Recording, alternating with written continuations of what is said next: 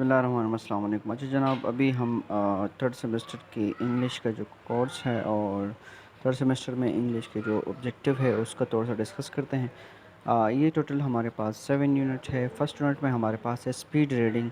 Speed reading की अगर आप डिस्क्रिप्शन में देखें तो आप किस तरह स्पीड से जो है आप रीड कर सकते हैं, तो इसके लिए मतलब आर्टिकल और ये चीज़ आपने पढ़ना होगा और देखना होगा। उसके बाद जो है आप स्पीड रीडिंग जो है अपना कर सकते हैं। इसका ऑब्जेक्टिव क्या है कि read with speed article and topic. कुछ आर्टिकल और कुछ टॉपिक ऐसे होगा जो स्पेसिफिक भी होगा या जनरल होगा, तो वो आप जब स्पीड से जो है पढ़ेंगे तो आहिस्ता आहिस्ता आपका स्पीड जो है बढ़ेगा। इसके साथ साथ जो है प्रैक्टिस करेंगे आप। प्रैक्टिस के साथ साथ जो है आप रैपिड रीडिंग जो है कर सकते हैं और कंप्रहेंशन को जो है लूज़ नहीं करना है आपने। Identity and overcome some optical and faster reading, ये चीज़ें आपने करने हैं। इसके साथ साथ जो है आपने रीड करना है। रीड के साथ साथ जो है आपने फिंगर जो है वहाँ पर पॉइंट आउट करना है ताकि आपको जो है अंदाज़ा हो और रैपिडली जो है आप स्पीड जो है वो तेज़ करें। स्कैम करना है कोई भी चीज़ जो है, अगर आप स्कैम करना चाहें तो एक पैराग्राफ को आप स्कैम कर सकते हैं, स्कैन भी कर सकते हैं स्पेसिफिक इन्फॉर्मेशन के साथ। और इसके साथ साथ जो है जनरल रीडिंग स्पीड जो है वो आप आहिस्ता आहिस्ता जो है वो बढ़ा सकते हैं। यूनिट नंबर सेकंड में आपके पास जो है रीडिंग एंड समराइजिंग है।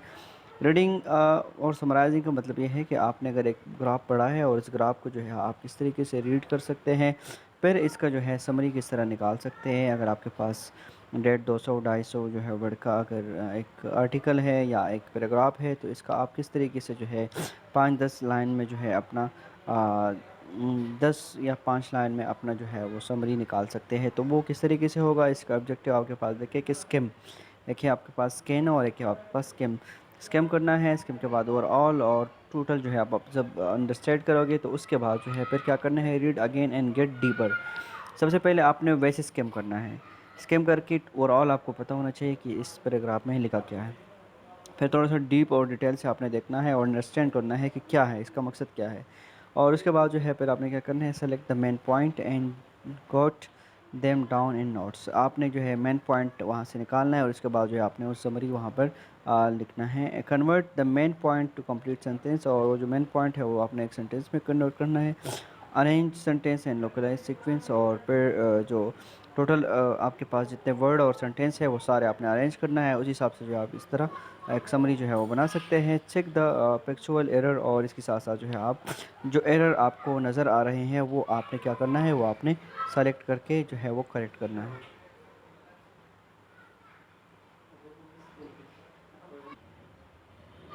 अच्छा, इसके साथ साथ जो है यूनिट नंबर थर्ड आपके पास पैराग्राफ डेवलपमेंट। पैराग्राफ डेवलपमेंट में आपने क्या करना है कि पैराग्राफ आप किस तरीके से जो है वो बना सकते हैं, और इसका स्ट्रक्चर क्या होगा, इसका कंपोनेंट यूनिट्स और कोहेरेंस जो है वो किस तरह होनी चाहिए। तो इसके ऑब्जेक्टिव ऑब्जेक्टिव को अगर आप देखें तो ब्रेनस्टॉर्म आइडिया। सबसे पहले आपके पास आइडिया होना चाहिए कि मैं एक पैराग्राफ जो बना रहा हूँ ये किस लिए बना रहा हूँ और क्या जो है मुझे जो है यहाँ पर मेंशन करना है। इसके साथ साथ जो है सेकंड नंबर पर आप देखें तो प्रैक्टिस फ्री राइटिंग।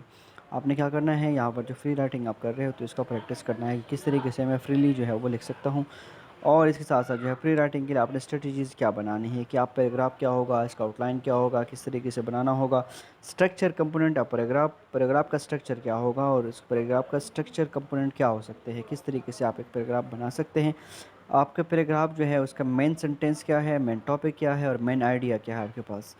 और सिक्स नंबर पे क्या होगा कि राइट सपोर्टिव डिटेल। आपके पास जो है सपोर्टिव डिटेल होनी चाहिए कि अगर पैराग्राफ में इस तरह एक वर्ड है तो वो आपने जो है किस तरीके से अपने पैराग्राफ के बराबर में जो है वो लिखना है, तो ये जो है आप मेंशन करोगे। इसके साथ साथ अगर आप देखें तो under use translation to ensure the smooth and flow of idea.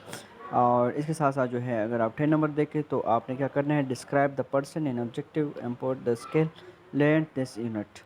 तो ये सारी चीज़ें जो है आपने करने हैं। यूनिट नंबर 4 पे अगर हम बात करें तो नर्सिंग ऑब्जेक्टिव। नर्सिंग ऑब्जेक्टिव में जो है आप देखें तो इसका मेन ये है कि एज अ नर्स जो है आप किस तरीके से अगर कोई ऑब्जेक्टिव वगैरह निकालना है तो वो किस तरीके से आपने ऑर्गेनाइज़ करना है और किस मैनर से जो है आपने इसमें मेंशन करना है। इसके ऑब्जेक्टिव को देखें तो ऑब्जेक्टिव आपके पास है फॉलो जनरल गाइडलाइन। सबसे पहले आपने जनरल गाइडलाइन लिखना है और नर्सिंग की जो ऑब्जेक्टिव है वो आपने करेक्ट करना है। दूसरा आपके पास जो है purpose writing nursing objective. Nursing objective अगर आप लिख रहे हो तो उसका पर्पज़ क्या है राइटिंग की। दूसरे आपके पास जो ऑब्जेक्टिव है और गोल्स है उसके दरमियान जो है क्या फ़र्क होने चाहिए, ऑब्जेक्टिव का प्रॉपर सीक्वेंस क्या होना चाहिए, इसके साथ साथ जो है एम्प्लॉय अप्रोप्रिएटनेस और मेजरेबल एक्शन वर्ब जो है क्या क्या होनी चाहिए, और जो स्मार्ट क्राइटेरियाज जो है वो है वो किस तरीके से आपने जो है अपने ऑब्जेक्टिव में शामिल करना है। तो ये सारे जो है आप यहाँ पर मेंशन कर सकते हैं। अच्छा, तो यूनिट नंबर 5 में हम देखें तो ग्रामर है। ग्रामर में जो है मुख्तलिफ सारे चीज़ें जो हैं वो शामिल है, लेकिन इस पोर्शन में आपका इस यूनिट में जो है आप जो यूनिट आपके पास सेमेस्टर 3 है, इसमें आपका जो ऑब्जेक्टिव है वो है सेंटेंस और पैराग्राफ जो है वो किस तरीके से अप्रोपोरेट आप present and past continuous tense में जो है वो बनाएंगे।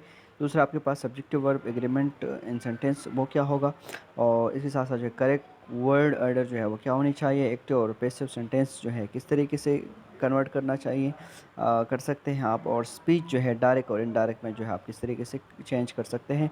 इसके साथ साथ जो है आपने प्रेजेंट परफेक्ट और प्रेजेंट सिंपल में क्या डिफरेंशिएट है वो आपने जो है यहाँ पर डिफाइन करना है। डिफाइनाइट और इनडिफाइनाइट आर्टिकल का करेक्टनेस ने जो है या करेक्टली आप किस तरीके से जो है मेंशन कर सकते हैं। और इसके साथ साथ जो है preposition of time and place जो है वो आपने सेंटेंस में किस तरह यूज़ करना है। तो ये आपके इस यूनिट नंबर 5 के ऑब्जेक्टिव है। यूनिट नंबर 6 की अगर हम बात करें तो यूनिट नंबर 6 में आपके पास विकेबलरी है। विकेबलरी भी को आपने जो है किस तरीके से जो है मेमोराइज़ करने हैं, किस तरीके से आपने फेमिलियर विकेबलरी को जो है अपने मेमोरी में स्टोर करनी है। साथ साथ जो है आपकी डिक्शनरी का जो फैसिलिटी है वो आप कहाँ से ले सकते हैं, पार्ट ऑफ स्पीच जो है आप किस तरह से आइडेंटिफाई कर सकते हैं, रूट वर्ड ऑफ नॉलेज आपने कहाँ से लेनी है। इसके साथ सफिक्स और प्रीफिक्स जो है मेडिकल टेक्नोलॉजी में क्या क्या होनी चाहिए, आपके पास प्रेजेस और डिस्क्रिप्शन फिजिकल अलाइनमेंट जो है वो क्या होनी चाहिए। और इसके साथ साथ जो है आपका नॉलेज आइडियम और praises of word in general knowledge जो है वो क्या क्या हो सकते हैं। तो ये जो है आप इस यूनिट में जो है वो मेंशन करेंगे। यूनिट नंबर 7 की अगर हम बात करें तो writing short appreciation using language of the request. इसके ऑब्जेक्टिव को अगर देखें तो write accurate to the point clear and courteous letter on request. आप जो भी एक चीज़ लिख रहे हो तो वो बिल्कुल क्वाइट होगा, बिल्कुल सिंपल होगा और बिल्कुल स्मार्ट होगा, और वो आप किस तरीके से जो है वो करेक्ट लेटर लिख सकते हैं। और इसके साथ साथ जो है अगर आप देखें तो बेसिक पैटर्न जो है वो क्या होनी चाहिए। इसके साथ साथ जो है सर्कमस्टांस और एक्शन अप्रोप्रिएटनेस सोल्यूशन का जो है वो क्या सल्यूटेशन का जो है वो क्या होनी चाहिए। रेलेवेंट इंफॉर्मेशन और convince and pursuit of recipient जो है वो क्या क्या होनी चाहिए, और किस तरीके से जो है आप ये मेंशन कर सकते हैं। तो ये सब जो है आप इसी यूनिट में सारे जो है वो डिस्कस करेंगे। जो भी आप लोग का इंग्लिश टीचर होगा तो इन सब को जो है ये ऑब्जेक्टिव जो है वो क्लियर होनी चाहिए, और सबका काम यही है कि ये ऑब्जेक्टिव आपको क्लियर कराएं। बाकी ये रेफरेंसेस दिया है तो रेफरेंसेस आप देख सकते हैं। इस रेफरेंसेस में जो है आप अगर आपको कोई चीज़ ज़्यादा डीप में जाना है तो ये रेफरेंसेस जो है आप गूगल में भी सर्च कर सकते हैं। अगर गूगल में नहीं है तो आप जो है ये बुक ख़रीद सकते हैं। उम्मीद रही आप लोग को वीडियो पसंद आया होगा। इंशाल्लाह इस वीडियो के बाद हम जो है स्टार्ट करेंगे यूनिट नंबर जो हमारा सेमेस्टर 4 है, उस सेमेस्टर 4 के जितने भी सब्जेक्ट हैं और करिकुलम में क्या क्या सब्जेक्ट है, उसके क्या क्या ऑब्जेक्टिव है, क्या क्या चीज़ें आते हैं, तो हम डिस्कस करेंगे।